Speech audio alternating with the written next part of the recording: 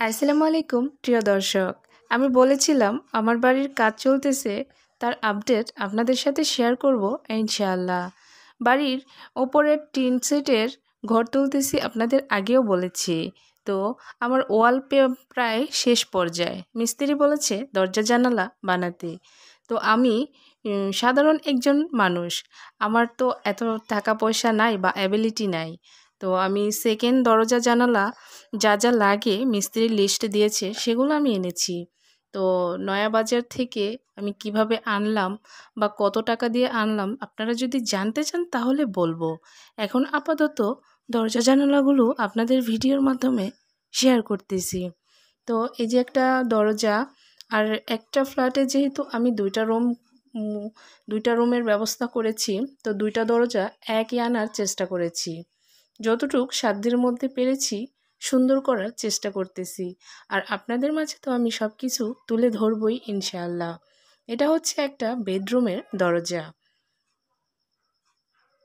তো দরজাটা হচ্ছে মাশাআল্লাহ আমার পছন্দ হয়েছে, মানে সাধ্যের মধ্যে আমার হয়েছে এটা। তো এরকম দুইটা দরজা এনেছি, কারণ ওপরে যেহেতু দুইটা বেডরুম, আর এরকম জানালা হচ্ছে চারটা। একটা বেডরুমে দুইটা জানালা, আর একটা বেডরুমে হচ্ছে একটা জানালা, আর পাকের ঘরে একটা। আর আমার মূলত বাচ্চার কেবিনের জন্য যে জানালাটা দিয়েছি এবং বারান্দায় একটা জানালা অ্যাড করেছি, সেটা হচ্ছে বাড়িতে ছিল, সেটাই হচ্ছে ব্যবহার করেছি। অপচয় করে লাভ নেই তাই মনে করে ব্যবহার করেছি। আর এটা হচ্ছে পাকের ঘরের জানালা, এখনও লাগানো হয়নি। তো আর এটা হচ্ছে একটা বেডরুমের জানালা, আমি লাগানোর পরে ভিডিও দিচ্ছি আপনাদের। তো আলহামদুলিল্লাহ দেখুন, লাগানো হয়ে গেছে আমার। এটা হচ্ছে মেইন গেট, যেটা প্রথমে ঢুকতে একটা গেট। তো এই গেটটা হচ্ছে লাগিয়েছে। আর এটা হচ্ছে বাথরুমের, মানে ওয়াশরুম বাথরুম যেটাই বলি, এটা হচ্ছে এই বাথরুমের দরজা। তো বাথরুমের দরজাটা হচ্ছে আমি নতুনই এনেছি।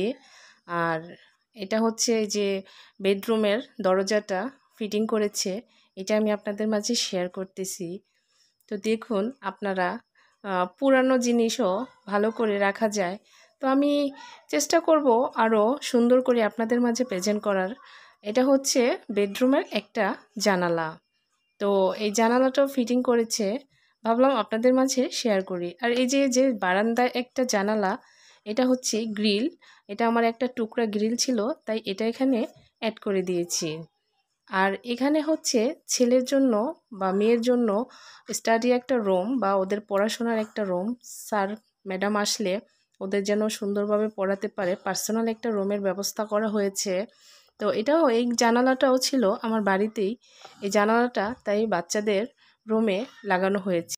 সব মানুষেরই মূলত একটা স্বপ্ন থাকে, আমারও একটা স্বপ্ন ছিল আমি একটা আলাদা ঘর করব, বাচ্চাদের নিয়ে সুখে শান্তিতে থাকব।